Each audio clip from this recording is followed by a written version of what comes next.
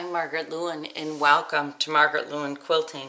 Today we're going to be working on block number 15 of Stitch Pink. If you don't already know, or if you haven't been a part of it yet, Stitch Pink is Moda Fabrics 2020 Breast Cancer Awareness Quilt. And I am doing it with a number of different people, and I actually am doing it in two colorways. I have it here in the suggested Moda's Pink, and I'm also doing it in grays and blacks in honor of melanoma. Black is the color for melanoma awareness for cancer, so I also am doing it in that colorway, and I'm really glad that I did it in two colorways. Here is the way I did it in pink. You will notice that I did not lay it out as Moda had laid it out. I laid it out my way. In the directions, it tells you to figure out exactly how you want to lay it out to determine how many blocks you need to do. I did a total of 4 different colors, and I did 6 blocks of each color. I do have a few of each color left over. That's fine. I'm just going to set those aside for something else. I also did not follow Moda's directions. What I wanted to do was I wanted to make 2 half square triangles at once, and then that way I kind of controlled the bias. So what I have done is I cut enough for 4 different colors, 6 of each color, and I cut my squares to be 2 3/4 inches because I want to make sure I can trim them up. So they are a little bit larger than need be. You probably could get away with cutting them at 2 1/2. I did it at 2 3/4 because I really wanted to make sure that I had enough fabric to square it up. You can see here I have all of my grays and blacks ready to go, and here is my pink one all done up. I'm going to set up the second one different than I did the first one, only because I'd like to try another way to do it. I think this way would look great if the entire quilt was set on point. This quilt is not being set on point. This quilt is being set straight. So even though it looks best set on point, I'm fine with it. I wanted to try something different, so I did. All right, I'm going to set this one aside, and now what I'm going to do is I'm going to take these over to my sewing machine, and I'm going to sew 1/4 of an inch on each drawn line. Once I had all my blocks cut up, I took my white fabrics, and you can see I drew a diagonal line on each one of my blocks. Now I'm going to sew 1/4 of an inch away on each side of that drawn line. I'm going to cut them apart. Then I am going to press my seams open just like I did on this one. So I will be back once I have all of my blocks cut and I'm ready to start playing with the layout. So I'll be back in just a few minutes. We've got a lot of squaring up to do, so I'm going to show you how I'm going to do it. Here is one of my blocks. It's all ready to go. I'll lay it down, and then I'm going to take my 5 1/2 inch square Creative Grids ruler. I'm going to use the 45-degree line, and I'm going to line it up on the stitch line. Once I know I'm square, once I know I have matched my diagonal sewing line, I'm going to make sure I have 2 inches because we square it down to 2 inches, and I'm just going to trim and trim. Then I'm going to flip it over, and I'm going to do it again. So I turn it around. I'm going to use my 45 again, but what I'm also going to do is line up the 2-inch square lines, match everything up, and then trim again.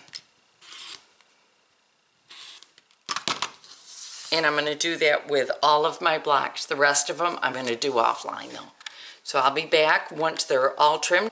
Alright, I have squared all of my blocks up, and I've set them up like this in, I believe that this is the layout that I'm going to do.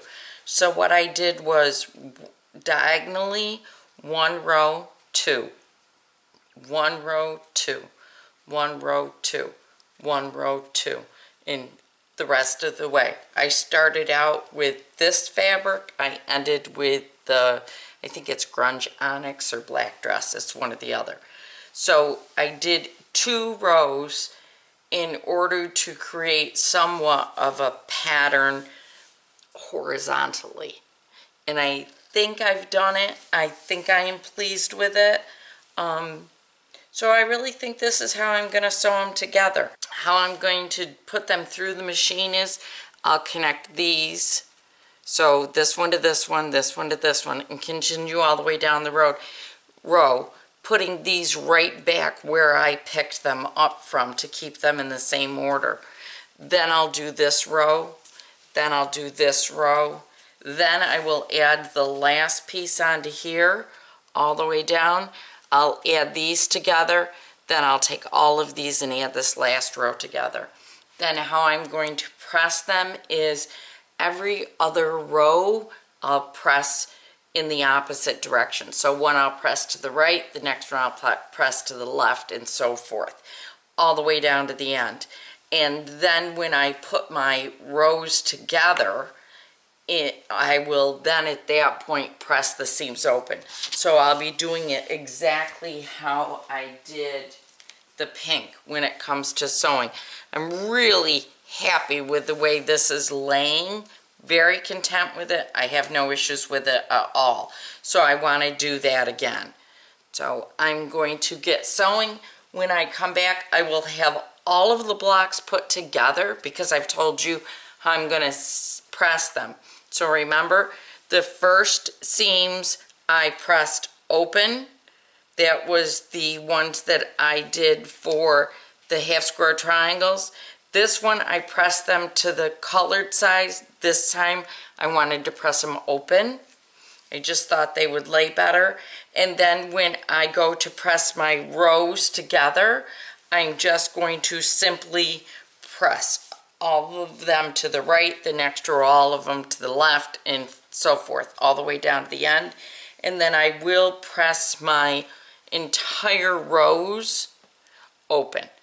All right, so I'm gonna move myself to the sewing machine and get this put together. I'll be back in just a minute. Here are my rows, and you can see what I did was every other row I pressed in the opposite direction. So this will make it very easy for me to put these 7 rows together into a block. So I'm going to do that next, and I'll come back and show you what it looks like. And then once we get these rows together, then I will be putting the borders around it. But first we do the rows, then we do borders. So I'll be back. Here are my 2 blocks, all done. I'm very excited about both of them. I like this one because it really looks random and kind of all over the place, and I like the fact that when you look at it through the camera view, I'm seeing this stripe going this way and this stripe, and then I'm seeing these little triangles of all different sizes, and I really like that. I think it looks cool. And then on this one, I like this one because I'm seeing my stripes going this way. I'm not seeing the big and small triangles that I'm seeing on here. See right here, look at that triangle. I think this is cool. And I've got another one there, and then another one here, and here. And then a big one over here. I obviously, now that I've looked at it for a little while, and especially through the viewfinder on the camera, I really like what this one's doing, and I'm excited to see it in the quilt to see what it really looks like. And then I'm very happy with the black one and gray one again. I think it's very pretty, and I'm very happy with it. It's very just all over. You can definitely see that it's made up of half square triangles, but I'm not seeing a secondary pattern in it like I am in this that I really like. So that is the end of block number 15, which is called Tweet Tweet. Not quite sure where the name came from, but it's Tweet Tweet. Don't forget that I did cut my squares larger. I didn't sew it together in triangles. What I did instead was I took 2 pieces of fabric. I took my background fabric of white, I took my colored fabric, I drew a diagonal line down the center of my background fabric. I put the two right sides together. I stitched 1/4 of an inch away from the drawn line, made 2 half square triangles at a time. So I did not use their method of making half square triangles, but I don't think that you're going to have a problem following mine at all. So there are directions on putting it together. You may follow theirs. You can follow one of my two. It's completely up to you. You can do whatever you want to. I did make extras. I did make 12 of each so that I would have extra to mess around because I really didn't know what kind of a design I wanted to make. So thank you so much for being here today and for watching my video. If you haven't already, please do consider subscribing to my channel. If you would give this video a thumbs up, that does really help me with YouTube's algorithm.